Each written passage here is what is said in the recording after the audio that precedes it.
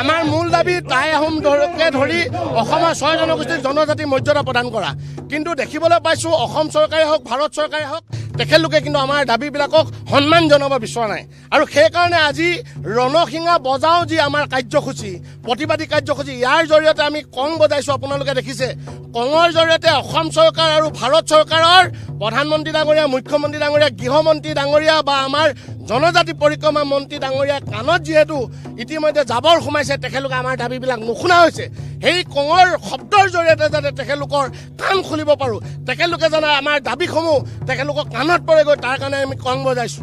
কোনোবা হয়তো ক'ব বিচাৰে যে বৰ্তমানৰ জনজাতিসকলৰ অধিকাৰ তাত খৰ্ব হ'ব। আমি বাৰে বাৰে কৈ আহিছোঁ যে তাত কাৰো অধিকাৰ খৰ্ব নহয়। যিহেতু OBCৰ যি সংৰক্ষিত ব্যৱস্থা এই ব্যৱস্থাৰ পৰা অসমৰ 6 জনগোষ্ঠীৰ ST কৰি সংৰক্ষণ কৰিব লাগে। কেৱল ST দিলে নহ'ব ৰাজনৈতিকভাৱে কিন্তু আমাক সুৰক্ষা প্ৰদান কৰিব লাগিব।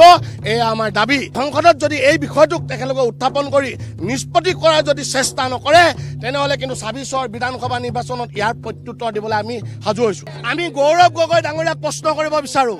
আজি বিৰোধীত আছে কাৰণে আপোনালোকে আমাৰ দাবীটোক লৈ ৰাজনীতি কৰিছে। যেতিয়া 15 বছৰ শাসনত আছিল আহোমৰ মুখ্যমন্ত্ৰীজন থকাৰ পিছত আপোনালোকে তেতিয়া কিয় এই আমাৰ দাবীটোক আপোনালোকে সম্পূৰ্ণ কৰিবলৈ চেষ্টা নকৰিলে? ৰাজনীতি নকৰিব। ৰাজনীতি বহুত হ'ল। আমি শাসনাধিষ্ঠ বিজেপি চৰকাৰকো আমি ক'ব বিচাৰিছোঁ ৰাজনীতি নকৰিব। ৰাজনীতি বহুত হ'ল। আমাৰ জনজাতিকৰণক যদি আপোনালোকে সঁচা অৰ্থত দিব বিচাৰিছে তেনেহ'লে সঁচা অৰ্থত প্ৰদান কৰক। অন্যথা কিন্তু আমাৰ সংগ্ৰামক প্ৰতিহত কৰিবৰ কাৰণে আপোনালোকেও সাজু হওক।